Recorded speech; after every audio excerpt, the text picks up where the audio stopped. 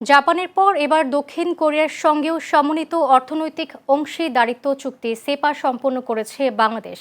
এই চুক্তির আওতায় দুই দেশের ৯৭% পণ্য ও সেবায় অগ্রাধিকারমূলক শুল্ক সুবিধা পাওয়া যাবে বলে জানিয়েছেন বাণিজ্যমন্ত্রী খন্দকার আব্দুল মুক্তাদির।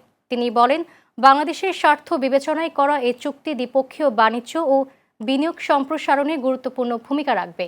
চুক্তির ফলে তৈরি পোশাক, চামড়া ও চামড়াজাত পণ্য, ওষুধ, আইটি ও লাইট ইঞ্জিনিয়ারিং খাতে দক্ষিণ কোরিয়ার বাজারে বাংলাদেশের সুযোগ বাড়বে।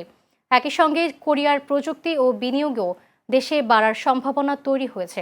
ব্যবসায়ীরা মনে করছেন, এলডিসি উত্তরণের আগে এ চুক্তি বাংলাদেশের রপ্তানি খাতে নতুন সম্ভাবনা তৈরি করবে। তবে বিশেষজ্ঞরা বলছেন, দেশের স্বার্থ সুরক্ষায় চুক্তির বাস্তবায়নে স্বচ্ছতা ও জবাবদিহি নিশ্চিত করতে হবে।